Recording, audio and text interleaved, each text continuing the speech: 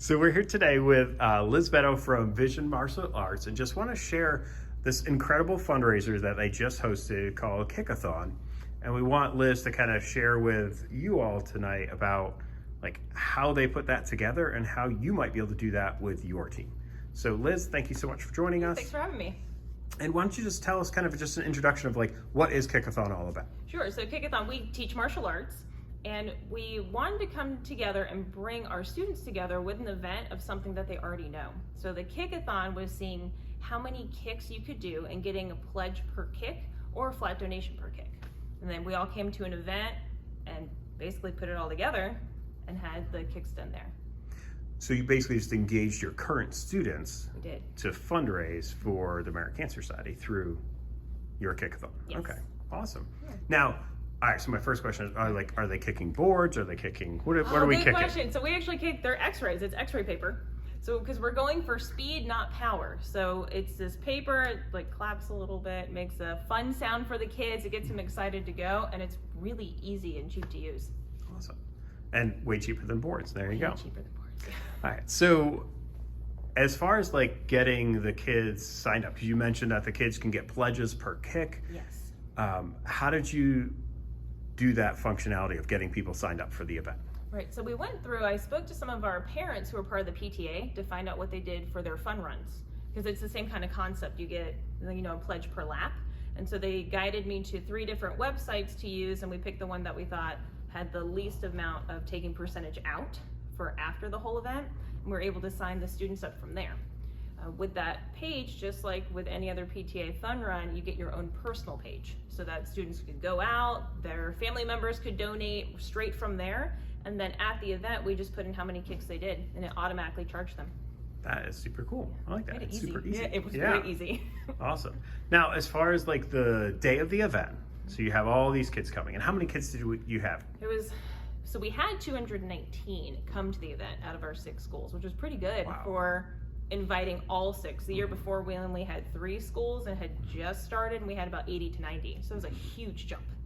So how did you manage like actually that many kids coming? I mean, did they all show up at once, or? We did 3 different groups. So we started with 7 and under, then it was 8 to 11, and then 12 and up. So they had 3 different heats that they came to. Okay. All right, so now you said heat, so now I'm wondering, like, is that like, how long is a heat, and Right.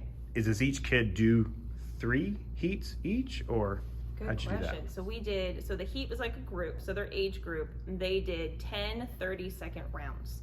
So we had them all in this massive venue. It was an old hardware store that someone actually donated to us for the event. They came in, everyone had their x-ray papers already laid out. We had slips of paper that had their rounds on it so that you could write down how many kicks you did to get the total at the bottom. And then it was all hands on deck with the instructors. So they were helping out each set of groups. We kind of had to split them up with that many kids. And they did the kicks. We went through each round. In between, we gave them a little break with some door prizes and announcements. And then at the end, about an hour and a half long for the whole thing, they were able to just turn their papers in and leave. So they didn't have to stay the entire day, which was nice too. Nice. Okay. So do you remember who was the top? I'm just curious, who was the top like person who kicked the most? Who kicked? I don't have that off the top of my head. Okay. No, we had a lot of kicks. We had over 500 kicks. I think someone got 860 kicks. Oh, wow.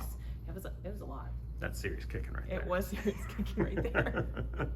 Awesome. Okay. So you have the kids sign up. They get pledges from their family and friends and neighbors, which is really cool because that's also expanding like the reach of what you guys are doing, which is really neat. So as far as like the day of the event, I know you said you got a free place to be, which was a lot bigger than obviously like one of your studios. Right. What other things did you do at the event to kind of like raise some extra dollars? We had cake pops. So we had someone who donated cake pops that we sold. We went throughout the community all over the cities that we work in, each school, and we got donations for baskets, silent auctions, and we had a food truck come out too and give a percentage back. Okay. And I also forgot, we got sponsorships with t-shirts. So we went out to businesses, and each student who signed up got a t-shirt to wear at the event with the sponsors on the back. Okay, cool. And how did you get the sponsors, or did the students recruit the sponsors? A little bit of both. Okay. So as it came out more what we were doing, We did reach out and let anyone know if you had a business that wanted to donate, or if someone asked questions about the event, to just direct them to us, and we got some sponsors that way. Okay. We also had you there too, John, with the luminaries. That was fun. Yeah, that's right. We sold luminary bags too for relay. That's cool. So just thinking about like the t-shirts. So I know like that's tricky because obviously everyone can find a local t-shirt vendor. Right. But how did that work? Did you factor those prices in when you were deciding on your registration price? We did. One of our students' parents actually owns a company that made shirts. They made shirts the year before for us. And so we were able to, we didn't have a set price for registration, which is something I would change for the next year due to the shirts. But we were able to navigate better how much money we needed to make in sponsorships to make up for the cost of the shirts. Okay, awesome. So the idea would be that the sponsors would basically kind of pay for the shirts. Right. And that way more of your donations are going back to actually like funding cures and helping cancer patients. Exactly. Okay, very cool. So what would you say maybe to some other martial arts studios, maybe across the country or wherever they may be, that might want to do something similar to what you guys did? Right. I think anyone can do it because this is our job. We all know how to kick, we all know how to punch, and being able to get the excitement that we're all coming together as a community for one cause. We learned so much from our students and parents just talking about it. We didn't know that we had survivors sitting in the audience or even kids on the floor that had survived cancer. So it was more of a relatable outreach to do. And the fact that we could show the kids that sometimes handing money is not what makes somebody want to do it, but showing them you have to put effort in to do it as a leader is really beneficial. And I think that's why we got more people. Oh, very cool. Awesome. Well, hopefully some other folks will see this and get excited and want to try this out in their studio. Yeah, I hope so too. Yeah, thanks so much, Liz. We appreciate it. Thanks, John.